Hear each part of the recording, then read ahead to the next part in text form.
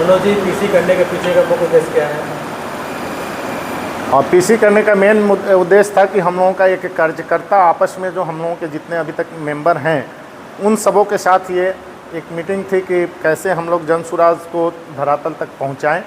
और अभी जो चुनाव का अब ये माहौल आ चुका तो सभी लोग एकजुट होकर जो है चुनाव को लड़े और यहाँ जन सुराज को विजय करें।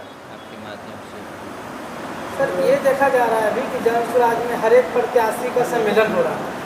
कहीं ना कहीं ऐसा तो नहीं है कि हर एक प्रत्याशी का सम्मेलन कराने के बाद एक प्रत्याशी को अगर दे तो अदर जो प्रत्याशी होता है कहीं अलग छिटक जाए? नहीं सर, बिल्कुल आप देखे होंगे अभी में हमारा सम्मेलन हुआ है, हम दोनों प्रत्याशी यहाँ मौजूद थे और बहुत अच्छे वातावरण के साथ में एक दूसरे सभी लोग दोनों के यहाँ कार्यकर्ता मौजूद थे और सभी ने एक साथ एक स्वर में जन सुराज के लिए आवाज़ उठाई है, जन सुराज को मजबूती देने के लिए आवाज़ उठाई है। क्या लगता है जन सुराज की जो तैयारी है, जो कार्यकर्ता सम्मेलन करने के बाद इस तरह प्रेस कॉन्फ्रेंस को कर रहे हैं, क्या लगता है जो आपके कार्यकर्ता का मूवमेंट है, क्या उस मूवमेंट से आपको क्या लगता है मधुबन में कहाँ पार पाएंगे? और ये तो आप लोग देखे होंगे कार्यकर्ताओं में हमारा जो जोश है कितनी, मैंने एक जो भीड़ आपको बता दी कि हमारे हर कार्यकर्ता में एक मैंने जोश और जुनून के साथ सभी लोग इस चुनाव की जो पर्व है उसके लिए सब लोग तैयार हैं और बिल्कुल यहाँ है वो डंका बजेगी।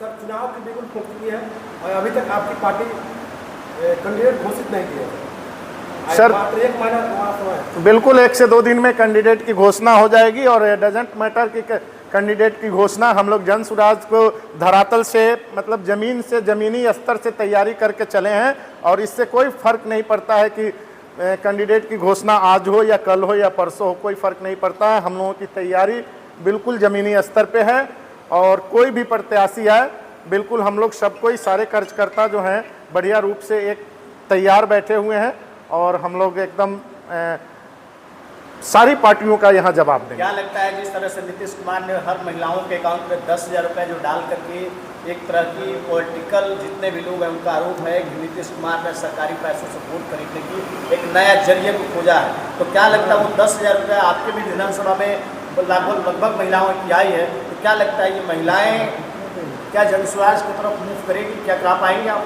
बिल्कुल, ये सरकारी तंत्र का गलत उपयोग करके इस पे हालांकि चुनाव आयोग को इस पे एक्शन लेना चाहिए, लेकिन कहीं ना कहीं हम लोगों ने जो धरातल पर काम किया है और जनता को जगाने का काम किया है, जनता और वो महिलाएं भली भांति जानती है कि ये 5 साल 10 साल या 15 साल पे 10,000 रुपये से कोई गुजारा होने वाला नहीं है। हमें अब हर महीने 12,000 से 15,000 रुपये का नौकरी चाहिए, ना कि एक बार में ये 10,000 में किसी का 5 साल काम नहीं चलता है। दूसरा, ये पैसा जो है 10,000 विथ इंटरेस्ट सरकार मैंने रिटर्न भी करना है, तो कहीं ना कहीं हर महिलाओं को इससे पहले जो है जनता में जागरूकता कम थी, लेकिन हम लोगों की जो मुहिम रही है, जन सुराज की मुहिम रही है, वोट मांगने का काम हम लोगों ने नहीं किया है, हम लोगों ने एक एक जनता को जगाने का काम किया है। तो वो जनता बिल्कुल जान रही है कि मुझे इस 5 साल में 10,000 रुपये से मेरा 5 साल का गुजारा नहीं चलेगा, मुझे मेरे परिवार को हर महीने 10 से 20,000 रुपया इनकम चाहिए, वो साधन चाहिए, वो व्यवस्था चाहिए, हमारे बच्चों को अच्छा एक एजुकेशन मिल पाए वो व्यवस्था चाहिए। जनता जाग चुकी है और इन 10,000 क्या 10 लाख से नहीं पलटने वाली। सबसे बड़ा चीज़ एक सामने खबर निकल कर आ रही है, मधुबन विधानसभा से स्थानीय विधायक इंजीनियर राणा रणधीर सिंह हैं, वो लगातार जो है ना इधर हाल ही में 2 दिन पहले खबर मैंने देखा था जहाँ पर जन सुराज के कार्यकर्ताओं सहित प्रशांत किशोर के ऊपर ऐसा हमला बोले जैसे कि प्रशांत किशोर एक तरह के आतंकवादी, क्या कहना चाहेंगे? सब बिल्कुल, जिनको किताबों में केवल जो है ना काम करना है, 4 साल 9 महीने किताबों में उलझन रहना है, पढ़ना ही है, अभी तक वो पढ़ाई ही कर रहे हैं और दूसरों को पढ़ाने की ज्ञान दे रहे हैं। तो हम लोगों ने तो पढ़ाई अब ख़त्म कर ली है, हमारे माताजी पिताजी ने जो है एजुकेशन जो देना था दे दिया, हम लोग अब जीवन की पढ़ाई पढ़ रहे हैं और लोगों को पढ़ने का काम कर रहे हैं। तो भली बात ही उनको जो है ना उनके व्यवहार को उनके साथ रह के पढ़ चुके हैं कि वो किस टाइप के व्यक्ति हैं और क्या उनकी सोच है। आप आम जनता में जाएंगे तो एक प्रतिनिधि के रूप में चुने जाते हैं, लेकिन 4 साल 9 महीना जनता के बीच में नहीं है, जहां जिसके चलते यहाँ जो है अफसरशाही हावी है। आप न किसी भी जनता, किसी भी गरीब व्यक्ति से या अमीर व्यक्ति, किसी का भी काम जो है बिना सरकारी ऑफिस में पैसा दिए हुए नहीं होता है। इस पे कभी ध्यान देने का काम नहीं किए।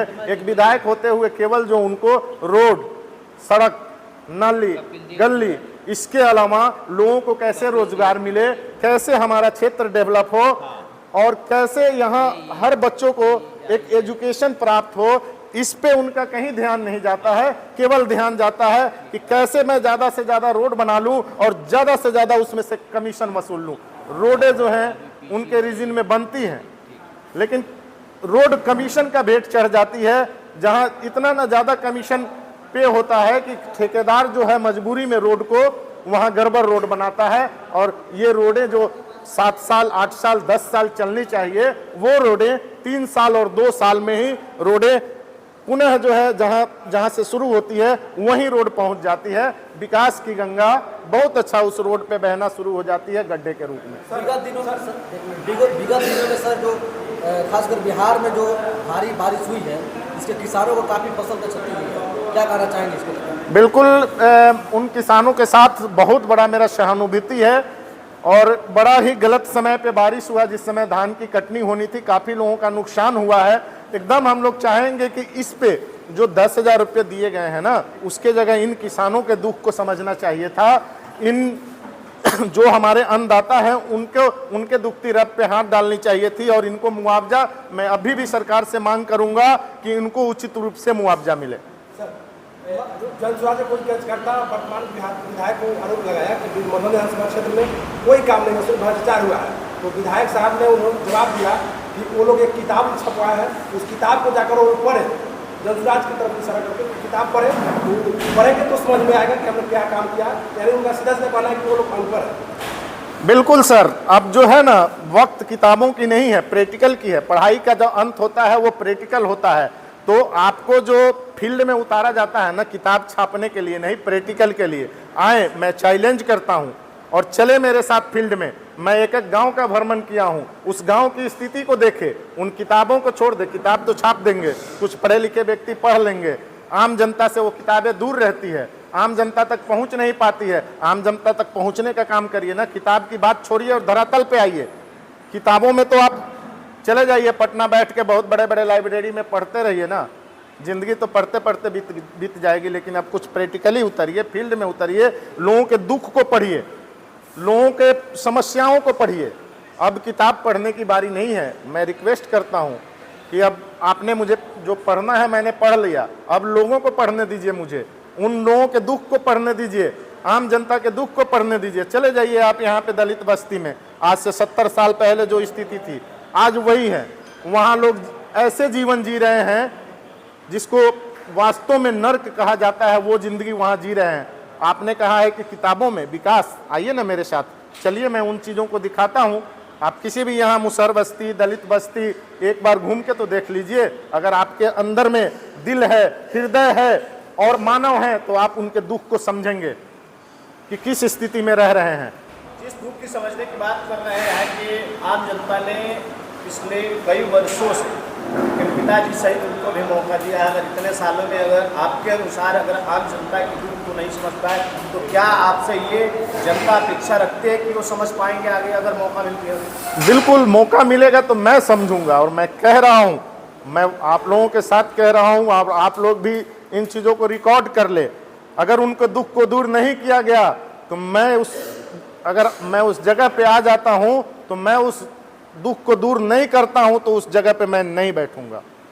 मधुबन मार्केट का अभी बहुत जर्जर स्थिति बना हुआ, कहीं ना कहीं लाखों व्यापारी मधुबन मार्केट में आते, फिर भी वहाँ का रास्ता गली सुधार नहीं होता, कहीं ना कहीं किचन में लोग दहराते रहते। वहाँ क्या कहिए सर? एक मधुबन की स्थिति नहीं है, मधुबन की स्थिति तो जर्जर है ही। आप और भी जगह जाएंगे तो आप अगर नाम कहेंगे ना तो गिनाना मैं छोड़ दूंगा। मैंने आपका बहुत लंबा समय लग जाएगा सर। हर जगह जो है ना, आप जिस क्षेत्र में चले जाइए, फेनहारा हो, मधुबन हो, पकड़ी दयाल हो, आप हर जगह जाएंगे वो स्थिति है। आप जाके देख लीजिए, हमारे यहाँ सिसहनी गांव की स्थिति देख लीजिए। बहुत अच्छी जनसंख्या होने के बावजूद जो है आप 2 कदम रोड पे बहुत बढ़िया तरीके से नहीं चल पाएंगे। आप कहते हैं कि हमने विकास की गंगा बहा दी है। मधुबन की बात है, आप फेनहारा में चले जाइए, फेनहारा से जो रोडें आप कालू पाकर की तरफ जाती हैं, उन रोडों को देख लीजिए, बहुत दिन नहीं बने हुआ, लेकिन फिर भी उनकी स्थिति को आप देख लीजिए। कहीं ना कहीं ये सब सारी रोडें जो हैं ये भ्रष्टाचार की भेंट चढ़ी हुई रोड है। क्या मधुबन विधानसभा खाली रोड के लिए जानी जाएगी कि मधुबन में जिस तरह से युवाओं की जो प्लान हो रही है बहुत ही चिंता का विषय है, पहला बात। दूसरा बात, जिस तरह से एजुकेशन सिस्टम दिन प्रतिदिन ध्वस्त हो रहा है, और अभी भी ये सबसे बड़ा मुद्दा अभी बनकर बैठा हुआ है कि आज के दिन में जो डीसीओ कार्यालय मधुबन विधानसभा में 3 जो ना, जैसे आपको पता है ये फिनहारा हुआ, मधुबन हुआ, पत्नी दयाल, यहाँ की आम जनता पूरी तरीके से त्रस्त है। क्या लगता है जन स्वराज को अगर मौका मिलती है तो इसमें कहाँ तक काम कर पाएगी? बिल्कुल सर, मैं पहले से ही कह रहा हूँ कि कहीं ना कहीं जो है एक विधायक को, एक प्रतिनिधि को हम लोग केवल रोड के लिए ही और गली नली के लिए ही जानते हैं और बिजली के लिए ही जानते हैं, जबकि प्रतिनिधि का बहुत सारा काम है।